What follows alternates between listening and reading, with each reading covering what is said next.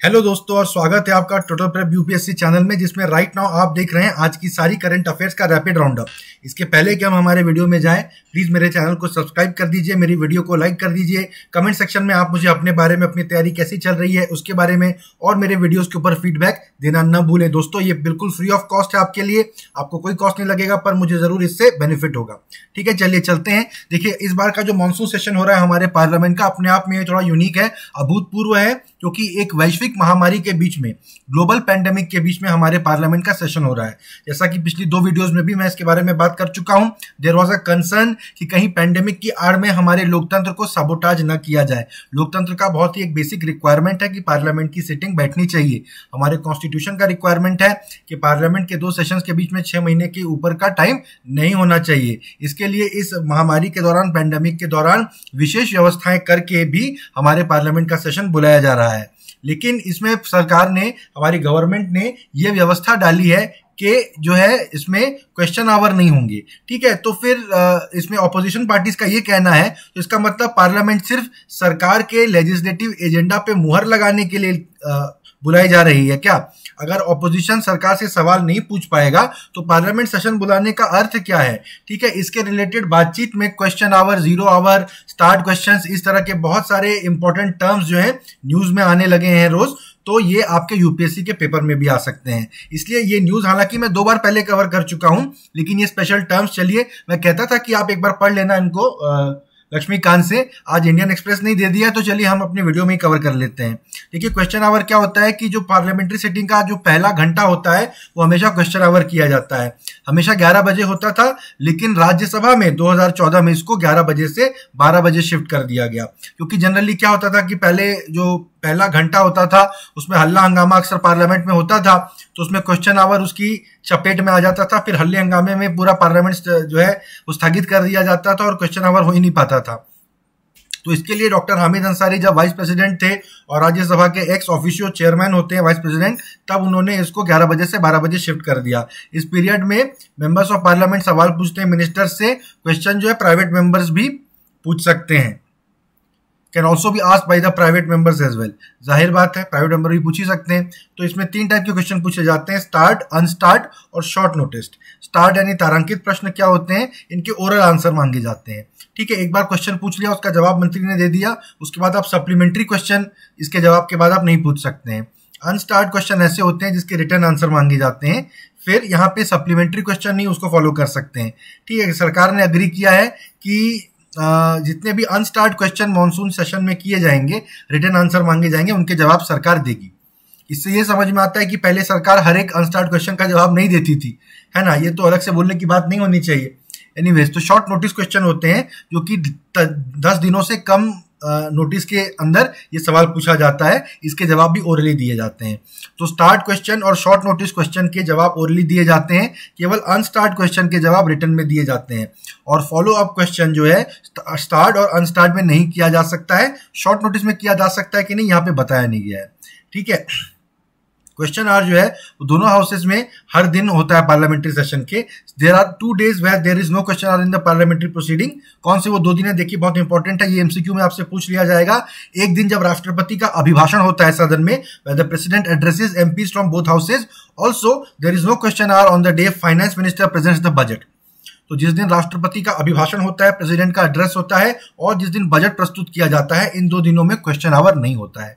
मैं बार बार ये बात अपनी वीडियोस में कहता हूं, the parliament consists of the president and the 2 houses.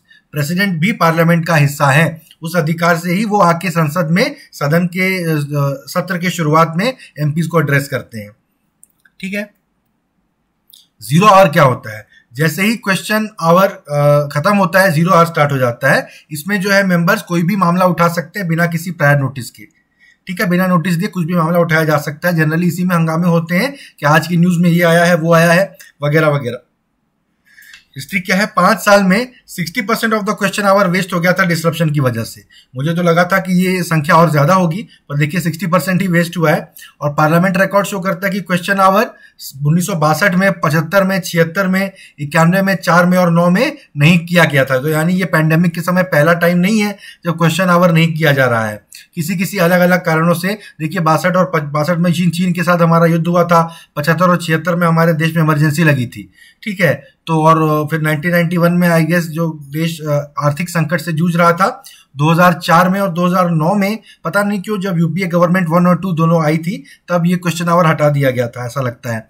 जरूर ये बीजेपी गवर्नमेंट जो है इसको एज अ प्रेसिडेंट यूज कर रही है कि भाई यूपीए गवर्नमेंट के समय भी तो किया गया था, उस समय तो कोई महामारी भी नहीं फैली थी, तो हमारे समय करने में क्या प्रॉब्लम है। इस तरह की बातें ये पार्टियां आपस में करती रहती हैं। प्राइवेट मेंबर बिल क्या होता है, देखिए कि जनरली कानून मूव करती है गवर्नमेंट पार्लियामेंट में, ठीक है, और वो कानून के पक्ष में अगर सारे मत नहीं पड़े, मेजोरिटी उस कानून के खिलाफ चली गई, यानी सरकार अल्पमत में आ जाती है ना। अगर आप सरकार में हैं यानी लोकसभा में आपकी पूरी मेजोरिटी है, इस बात को ध्यान रखिए, बहुत ही फाइन पॉइंट है। आप सरकार में हैं, सरकार जो है वो लोकसभा के में मेजोरिटी रखने के लिए जिम्मेदार है, राज्यसभा में मेजोरिटी रखने के लिए जिम्मेदार नहीं है।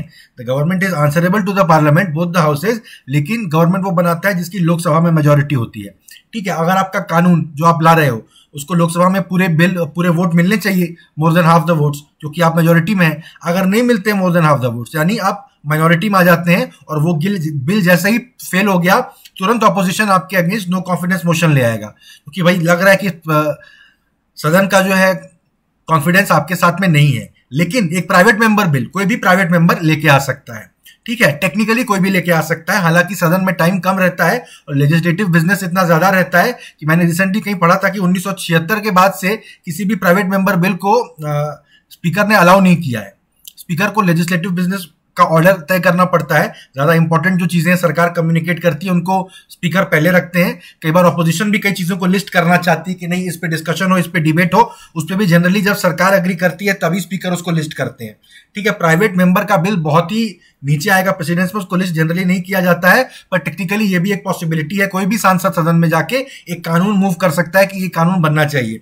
हालांकि ठीक है, अगर वो रूलिंग पार्टी से भी क्यों ना हो, वो एमपी अगर वो बिल फेल हो जाता है, उसको मेजोरिटी वोट नहीं मिलते हैं, तो सरकार जाहिर बात है नहीं गिरेगी, क्योंकि वो सांसद ने अपनी प्राइवेट कैपेसिटी में वो बिल लाया था, सरकार की कैपेसिटी में नहीं, ठीक है। अगली न्यूज पे चलते हैं। देखिए कि गवर्नमेंट ऑफ इंडिया 13 नदियों को पुनर्जीवित करने की तरफ काम कर रही है। The government is working on rejuvenation of 13 reverse, ठीक है। उन्होंने बताया है कि ये कावेरी कॉलिंग जो मूवमेंट था उसको जब सेलिब्रेट किया जा रहा था उसके ओकेजन पर उन्होंने बताया था। इन 13 नदियों के नाम अनफॉर्चुनेटली अब आपको याद रखने पड़ेंगे। Which of the following rivers are being rejuvenated और are not being rejuvenated as part of the government's plan, ठीक है। तो देखिए बेस, झेलम, चेनाब, रवि, सतलुज, यमुना, लूनी नदी बहती है राजस्थान में, ठीक है। राजस्थान में बहुत कम नदियां बहती हैं, याद रखिए। नर्मदा, गोदावरी, कावेरी, कृष्णा, महानदी और ब्रह्मपुत्र। इसमें थोड़ा सा हम लोग थोड़ा झांकते हैं इस लिस्ट के अंदर में। सेंट्रल इंडिया में देखिए ज्यादातर नदियां हैं। जनरली हिमालय से जो नदियां निकल रही हैं वो पॉल्यूशन की मारी हुई तो ही, वरना उनको रिजुविनेट करने की तो जरूरत नहीं होनी चाहिए, ठीक है। सेंट्रल इंडिया में जो नदियां हैं जो कि बरसात की नदियां हैं, उसमें थोड़ा मानसून के पैटर्न की वजह से आपको रिजुविनेशन की जरूरत पड़ सकती है, ठीक है। बेस और झेलम, बेस पंजाब और झेलम, बेस और झेलम जो है, बेस, झेलम, चिनाब, रावी और सतलुज, ये तो आपको पंजाब की नदियां हैं, ठीक है, जो जम्मू के तरफ से बहती हैं। तो ये आप इसको एक ग्रुप बना के याद रख लीजिए। यमुना नदी जो जैसा कि मैंने बताया पॉल्यूशन की मारी है। लूनी नदी राजस्थान में बहती है, मैं बहुत श्योर नहीं हूं, एक बार चेक कर लेना, पर नर्मदा, तापी के अलावा शायद लूनी ही वो नदी है जो जाके अरब सागर में गिरती है। बाकी हमारे देश की सारी नदियां जाके बे ऑफ बंगाल में गिरती हैं, क्योंकि हमारे जो पेनिनसुला है, जो दक्कन का पठार है, उसका स्लोप उसी तरफ है, इसलिए सारी नदियां वहां जाती है। नर्मदा और तापी जो है वो अरब सागर के पास जाके गिरती हैं, क्योंकि ऐसा वो उसको क्या कहते हैं, रिज बन गए, फोल्ड बन गए हैं हमारे पेनिनसुला में, उसमें उसी फोल्ड के थ्रू होते होते वो चली जाती हैं, ठीक है। तो लूनी की बात हमने कर ली। नर्मदा, गोदावरी, नर्मदा देखिए सेंट्रल इंडिया की नदी हो गई, नर्मदा और महानदी। फिर गोदावरी, कावेरी, कृष्णा साउथ की नदियां हो गई, और एक ब्रह्मपुत्र नॉर्थ ईस्ट की नदी हो गई, ठीक है। इस तरह से हम ग्रुपिंग करके इसको याद रख सकते हैं। आपको याद रखना पड़ेगा, इसका और कोई ऑप्शन नहीं है।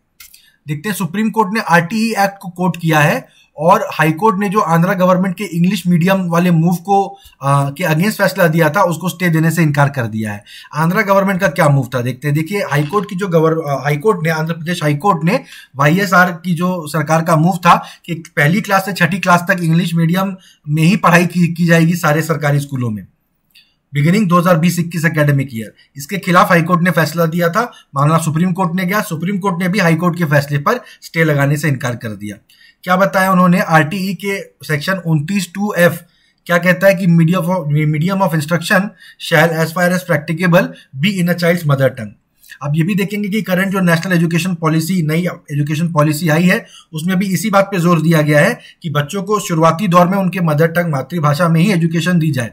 और हालांकि ये बात बहुत ही काउंटर इंट्यूटिव लगती है, सब चाहेंगे कि भाई बच्चों को शुरू से इंग्लिश पढ़ाओ, जब सारा काम धंधा दुनिया में, इंटरव्यू वगैरह सब इंग्लिश में ही होना है, इंग्लिश में ही पढ़ाओ। लेकिन दुनिया भर में रिसर्च से यही पता चला है कि बच्चों को जब उनके मदर टंग में कोई बात पढ़ाई जाती है तो उनके दिमाग में घुसती है। जो बच्चों का अर्ली ग्रोइंग पीरियड होता है उस समय उनको उनके मदर टंग में ही चीजें समझाई जानी चाहिए। ठीक है, कोर्ट ने बोला कि जो है अभी ओरली कोर्ट ने मना कर दिया है, बाकी अपना जो रिटर्न ऑर्डर देगा वो उसमें कि इंटरिम रिलीफ यानी स्टे लगाने के मामले को कंसीडर भी कर सकती है एक बार। ठीक है, उन्होंने बताया था, जो एडवोकेट फॉर द स्टेट थे उन्होंने बताया था कि ये डिसीजन तो भाई एक प्रोग्रेसिव मेजर है। ठीक है, उन्होंने कहा था कि इंग्लिश मीडियम स्कूल में पढ़ाना, जो आरटीई एक्ट ने ये नहीं कहा है कि इंग्लिश मीडियम में मत पढ़ाओ। ठीक है, और ये भी वो कह रहे हैं कि जो प्राइवेट स्कूल है वो पढ़ा सकते हैं तेलुगु मीडियम में, कौन मना कर रहा है। पर आपको पता है कि प्राइवेट स्कूल इंग्लिश में पढ़ाते होंगे, पहले सरकारी स्कूल है जो तेलुगु में पढ़ा रहा है। ठीक है, तो बड़ी ये विचित्र अवस्था है यहाँ पर। अब क्या करेगी सरकारें पता नहीं। ठीक है, वो वकील खुद कह रहे हैं कि मैं छोटे शहर से आया था, वहां कोई अगर इंग्लिश मीडियम नहीं होता तो मैं आज इस कोर्ट में बात नहीं कर सकता। आपको पता होना चाहिए सुप्रीम कोर्ट में सिर्फ इंग्लिश में जिरह की जा सकती है। जो वकील अपना केस प्रेजेंट करते हैं सुप्रीम कोर्ट में सिर्फ इंग्लिश में किया जा सकता है और किसी भाषा में नहीं किया जा सकता। वो कह रहे हैं कि अगर हमारे स्कूल में, हमारे शहर में इंग्लिश मीडियम स्कूल नहीं होता मैं आज इस कोर्ट में खड़ा नहीं हो सकता था। ये सब बिना मतलब की इमोशनल बातें हैं। फिर उन्होंने ये भी कहा कि इंडिया एक बहुत बढ़िया कंट्री है, बहुत ज्यादा यहाँ पे विविधता है, अगर अंग्रेजी ना हो तो हम सब अपने अपने आइलैंड में रह जाएंगे, आपस में एक दूसरे से बात नहीं कर पाएंगे, जो कि सच है। उन्होंने कहा था कि अगर ये डिसीजन को कैरी फॉरवर्ड नहीं किया गया it will be an irreversible damage.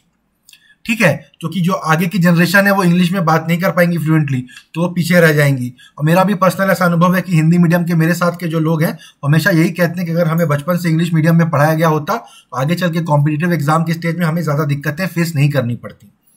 ठीक है, उन्होंने कहा कि तेलुगु फिर भी तो स्कूल में लैंग्वेज के तौर पे पढ़ाया ही जाएगा।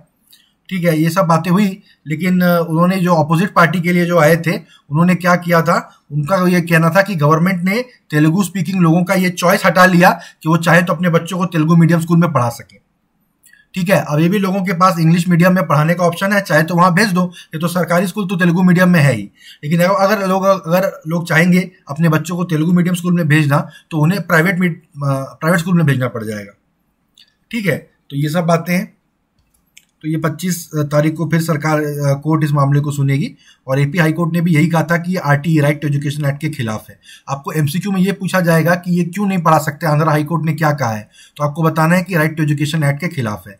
न्यू एजुकेशन पॉलिसी पे मैंने भी वीडियो बनाई है, आप भी पढ़ के रखिए। बिल्कुल गारंटी से गारंटी, मान लीजिए 2 सवाल तो आने ही है। ठीक है, तो आपको पूरा क्लियर होना चाहिए।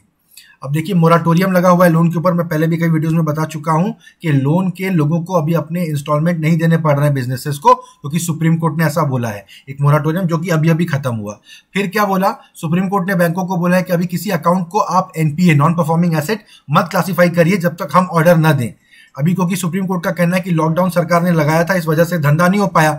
अब इस वजह से अगर कोई अपने लोन की इंस्टॉलमेंट नहीं दे पाता है तो उसके लिए वो बिजनेस कहां से जिम्मेदार हुआ? वो तो सरकार ने लॉकडाउन लगा दिया।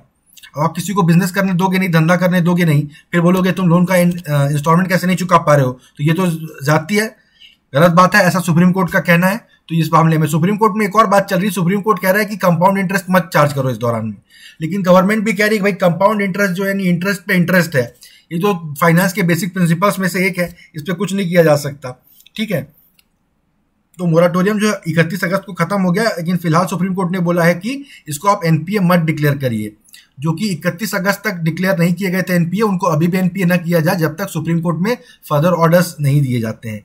एटलीस्ट फॉर 2 मंथ सरकार ने भी बोला है, सरकार ने ऐसा अश्योरेंस दिया है कि किन्हीं को भी एनपीए नहीं डिक्लेयर किया जाएगा। क्योंकि कई लोगों को लग रहा था कि 1 सितंबर को जैसे ही वो मोराटोरियम खत्म हुआ हमारा अकाउंट एनपीए डिक्लेयर कर दिया जाएगा, पर कोर्ट ने इस बात से उनको बचा लिया है। फिर सुप्रीम कोर्ट इस बात को भी एग्जामिन कर रही है, जैसा कि मैंने बताया कि इंटरेस्ट पे इंटरेस्ट कैसे चार्ज किया जा सकता है। ठीक है सर, फिर बेंच ये भी देख रही है सुप्रीम कोर्ट की कि सेंटर और नेशनल डिजास्टर मैनेजमेंट अथॉरिटी के पास क्या क्या पावर्स हैं कि वो बोरोवर्स को रिलीफ प्रोवाइड कर सकें। ठीक है, अगर कोई ऐसे पावर निकल के आते हैं जिसके तहत कि सेंटर उनको और रिलीफ प्रोवाइड कर सकता है, तो सुप्रीम कोर्ट सेंटर को ऐसा गाइड करेगा कि भाई आप करिए। अगली न्यूज है आसाम राइफल के बारे में। मैं 2 पिछले वीडियोस में कवर कर चुका हूं। आसाम राइफल और मिजोरम की सरकार के बीच में टसल चल रही है। ठीक है, मिजोरम में जितना भी कोरोना फैल रहा है उसमें के 40% जो है वो पैरामिलिट्री फोर्सेस के लोगों को हुआ है। Point number 1। Point number 2, Assam rifles के जितने भी सिपाही मिजोरम में स्टेशन है उसमें से 10% को कोरोना पॉजिटिव हो चुके हैं। ठीक है, तो मिजोरम सरकार का कहना है कि भाई ये जो पैरामिलिट्री फोर्स है ये हमारे यहाँ कोरोना का माहौल खराब कर रही है, आप लोग भैया जो है मत आइए। अभी हमारे स्टेट में वो कह रहे थे कि जितने स्टेशन है स्टेशन रहिए, बाकी लोग मत आइए। इस बात से आसाम राइफल्स बड़ा नाराज हुआ। उन्होंने कहा कि भाई इंडिया और म्यांमार बॉर्डर पे सुरक्षा करना हमारी जिम्मेदारी है, और मिजोरम के लोग इस बात से बड़े चिंतित हैं कि कोरोना के समय में म्यांमार से भाग के कोई लोग हमारे यहाँ ना आ जाए, वो हमारे यहाँ ना कोरोना फैला दें। इस तरह की बातें चल रही थी। तो आज देखिए उन्होंने क्या किया है। उनका जो बेस है वो मिजोरम के आइजॉल, जो हेडक्वार्टर है, मिजोरम की राजधानी है आइजॉल, वहां पर वहां का आसाम राइफल्स का हेडक्वार्टर था फॉर द फोर्सेस स्टेशन इन मिजोरम। तो वहां से उनको हटा के कहाँ कर दिया गया है, थोड़ा शहर से जस्ट 15 किलोमीटर दूर जोखावसांग में भेजने की बात कर दी गई है, जो कि अपने आप में देखिए इतनी बड़ी बात नहीं है। अभी आप आइजॉल में थे, 15 किलोमीटर दूर चले जाइए, क्या होता है। लेकिन सिंबॉलिकली कि वो स्टेट में जो एक सेंट्रल पोजीशन थी उनकी, उनसे हटाने के लिए बात कही गई है। नॉर्थ ईस्ट में पैरामिलिट्री और मिलिट्री फोर्सेस के साथ थोड़ा एक इमोशनल उनका रिलेशन है। हिंदी में कहें थोड़ा 36 का आंकड़ा चलता है। ठीक है, देखिए आसाम राइफल की एक बटालियन है। आसाम राइफल इंडिया की ओल्डेस्ट पैरामिलिट्री फोर्स है। एमसीक्यू के लिहाज से ये पॉइंट इंपॉर्टेंट है, आप याद रखिए। इसकी एक बटालियन थी जिसको 1835 में इस्टेब्लिश किया गया था एज कछार लेवी। कछार लेवी जो था has moved to the state capital in 2019। अभी 2019 में ही कछार लेवी जो 1835 की जो बटालियन थी अभी मूव की थी। ठीक है, अभी यहाँ पर देखिए क्या बात हो रही है। एक मिजो नेशनल फ्रंट करके वहां पे राजनीतिक दलों का समूह है, जिसकी जब 1988 में पहली बार सरकार बनी थी, उन्होंने बनते ही आइजॉल से आसाम राइफल्स को हटने के लिए कहा था, जब 12 सिविलियंस को एक एनकाउंटर में मार दिया गया था वहां पे। तो आप समझ रहे हैं कि ये जो पार्टी है ये मिजोरम के आप कहिए कि मिजोरम के लोगों की स्थानीय अस्मिता के लिए लड़ने वाली पार्टी है, और एक तरह से पैरामिलिट्री फोर्सेस को, फौज को थोड़ा सा दूसरे पार्टी के तौर पे देखती है। आप समझ रहे हैं मैं क्या कहना चाह रहा हूं। ये 1988 में इनका इतिहास था। ठीक है, और 2018 में ये पार्टी वापस पावर में आई है। ये बात न्यूज में क्यों बताई गई है, इसी से आप समझ जाइए कि अभी आसाम राइफल से जो प्रॉब्लम हो राइट नाउ, हो चाहे ना हो, इनका पुराना इतिहास है। आसाम राइफल से थोड़ा सा एंटी चलता है इन लोगों का। मिजोरम की सरकार ने बोला था, जो शिफ्टिंग का इश्यू था वो उठाया गया था लेफ्टिनेंट जनरल सुखदीप सांगवान के साथ, जो कि director general of Assam Rifles हैं। Besides easing the standoff over the forces alleged violation of COVID-19 protocols and boycott of the Independence Day celebration। ठीक है, इस बार क्या हुआ था कि एक तो उनको बोला गया था आप मत आइए आइजॉल में, फिर कहीं पे चेकिंग हो रही थी तो वो आसाम राइफल्स के सिपाही बिना अपनी जांच करवाए कोरोना की धक्का मुक्की करके घुस गए थे। तो इससे तो राज्य सरकार बहुत नाराज थी, उन्होंने होम मिनिस्ट्री को कंप्लेन किया था। फिर ये सब इतना मामला हुआ तो जो आसाम राइफल्स है उन्हें बड़ा अपमानित महसूस हुआ। तो इस बार के इंडिपेंडेंस डे सेलिब्रेशन में उन्होंने पार्टिसिपेट नहीं किया। वहां वो पार्टिसिपेट करते तो राज्य सरकार को सलामी ठोकते, उन्होंने ये करने से मना कर दिया। देखिए, एक पॉइंट ऑफ व्यू से आप देखेंगे तो ये मामले बड़े खतरनाक हैं। हमारे देश की सिक्योरिटी फोर्सेस अगर हमारे देश की चुनी हुई सरकारों की इस तरह अवज्ञा करने लग जाएगी तो फिर आप खुद ही समझ सकते हैं कि हमारे किस पड़ोसी देश की तरह की अवस्था की तरफ हम बढ़ रहे हैं। लेकिन फोर्सेस का अपना भी एक इतिहास है, उनकी भी अपनी एक सोच है, उनके सिपाहियों का भी अपना एक मोराल है, वो भी अपनी कुछ इमोशनल रिक्वायरमेंट रखते हैं। इस मामले में मेनली होम मिनिस्ट्री को इंटरफेयर करके तुरंत इस मामले को सुलझाना चाहिए, इसके पहले कि और कोई अगलीनेस क्रिएट हो जाए, कि कहीं आसाम राइफल्स के फौजियों को अरेस्ट करने पुलिस वालों को भेजा जाए, उनके और पुलिस वालों के बीच में फायरिंग हो जाए, शहर में बैरिकेडिंग हो जाए और कुछ समय के लिए सिविल वॉर जैसी सिचुएशन हो जाए। ये सब बिल्कुल हो सकता है। ठीक है, मिजोरम गवर्नमेंट और आसाम राइफल्स के बीच में स्टैंड ऑफ अगस्त 18 को चालू हुआ, जब 15 लोग जो थे फोर्स की 46वीं बटालियन के जबरदस्ती स्टेट में घुस गए बिना प्रोटोकॉल का पालन किए हुए। इस तरह की बातें जो है, जो मैंने आपको बताई, तो उन्होंने 15 अगस्त का फंक्शन भी बॉयकॉट कर दिया। फिर आसाम राइफल का बेस अर्बन सेंटर से शिफ्ट करने का नॉर्थ ईस्ट में बड़ा एक सेंटिमेंटल इशू रहा है। बहुत सारे कॉन्फ्लिक्ट हुए हैं राज्य में लोगों के साथ, आसाम राइफल्स, पैरामिलिट्री फोर्स, बहुत सारे मामले चल रहे हैं। मणिपुर में 2004 में क्या किया गया था, आसाम राइफल्स को इम्फाल, जो कि मणिपुर की राजधानी है, वहां का कांगला किला जो है, कांगला फोर्ट, वहां से उनको हटा दिया गया था। कांगला फोर्ट जैसे हमारे देश में लाल किला है, उसको आप समझते हैं कि हमारे देश का एक तरह से दिल है, है ना, वहीं से प्रधानमंत्री भाषण देते हैं, कहते हैं यहीं से भारत में राज किया जाता है। तो वैसे ही पुराने मणिपुरी राजा जो थे 2000 सालों तक कांगला फोर्ट से राज करते थे। एक तो ये डेटा मुझे सस्पेक्ट लग रहा है, एक किला 2000 साल से कैसे बना हुआ है, उस इलाके को, कांगला इलाके से वो राज करते होंगे। वो फोर्ट शायद कई बार टूटा हो, बना हो, या क्या पता 2000 साल पुराना किला हो भी। मैं कोई किलों का एक्सपर्ट तो नहीं हूं, पर 2000 साल पुराना अगर कोई किला खड़ा है आज की डेट में तो बहुत बड़ी बात है। एनीवेज, तो वहां पर वो वहां के मणिपुरी राजा कांगला फोर्ट से राज करते थे और वहीं पे आसाम राइफल्स जाके बैठ गई थी। तो उन लोग कहते थे कि ये एक तरह से हम पे कोई दूसरी फोर्स आके राज कर रही है, ऐसा एक इमोशनल इशू है, इनको यहां से हटाना चाहिए। तो 2004 में बहुत लंबा इशू था, काफी समय लगा देखिए उनको वहां से हटाने में। काफी समय तक वहां के लोगों की चुनी हुई सरकार की बात को होम मिनिस्ट्री ने मानने से इनकार किया, जो कि अपने आप में एक डिबेट का विषय है, क्या ऐसा करना चाहिए, है ना, लोकतंत्र के हित में, हमारे देश के संघीय ढांचे के हित में, फेडरल स्ट्रक्चर के हित में, क्या ऐसा करना चाहिए नहीं करना चाहिए, अपने आप में एक डिबेट का पॉइंट है। पर नवंबर 2004 में देखिए कर दिया गया, है ना। उसी साल यूपीए 1 गवर्नमेंट आई थी। इन सब मामलों में यूपीए गवर्नमेंट का क्या पता थोड़ा एक अलग रवैया रहता हो, तो उन्हें किया था। तो paramilitary force had occupied the force for 113 years. Kangla fort में आसाम राइफल्स 113 साल से थी। तो आसाम राइफल्स अपने आप में एक पुरानी इंस्टीट्यूशन है। वो कह सकते हैं कि मणिपुर राज्य तब नहीं था जब से हम यहां पर हैं। आप समझ सकते हैं, इस तरह की बातें हो रही हैं। तो एक तरह से बड़ा इंटरेस्टिंग भी लग रहा है, लेकिन बहुत जल्दी ये स्थिति बहुत अगली भी क्रिएट हो जा सकती है। इसमें तुरंत मिनिस्ट्री ऑफ होम अफेयर्स को इंटरफेयर करना चाहिए। अमित शाह जी अभी बीमार थे, अस्पताल में थे, मेरे ख्याल से इसलिए मामला इतना खिंच गया। अब वो ठीक हो गए हैं, जैसे ही वो काम पे आएंगे मेरे ख्याल से ये मामला रिजॉल्व हो जाएगा।